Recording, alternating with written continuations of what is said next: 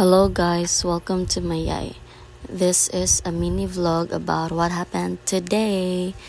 So, sayo pa sa buntag nag-jogging ko na mga 6 a.m.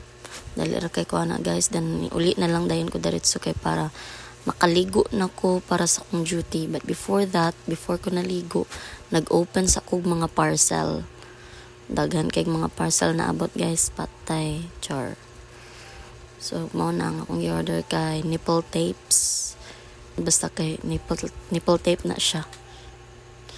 So, mao na siya. Gitest pa na ko yung sudlanan. Nangawala man to kong mga nipple tape good. So, mao nagpalit ko bago.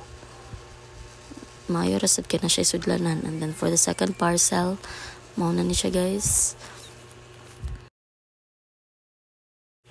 Ang kaning nga parcel kay mao ni siya ang order na ako nga body shaper bitaw kay para maka-help siya pag mag-jog ko, murag maka-help siya nga ma-shape ako ang body, hopefully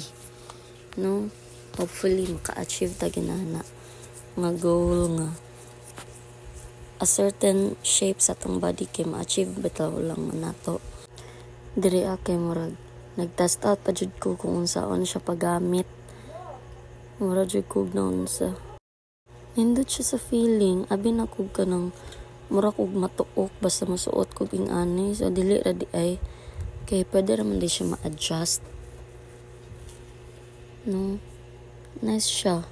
Kaya mura di siya effective nga ma-shape di mong body. But of course, you need to do some exercises para ma-achieve gid na nimo. Diba? Pak.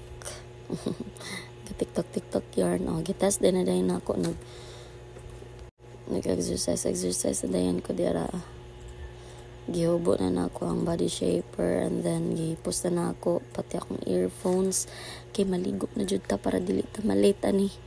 Let's go. Bye. Char. So kana dira man ako ligo and nagprepare nako para moadto na dayon ta sa school na akong gidutihan karon. Daily routine, simple makeup ra dyan na akong gina-wear. Kaya nga kalas kay time gyud ko na bitang mag-makeup kag simple ra gyapon pero like nabitay gi effort. Lip tint and glossy lipstick ra dyan na siya. So nagpahatod na ko sa akong kuya para matod na ko sa akong school. And then pack duty na dayon.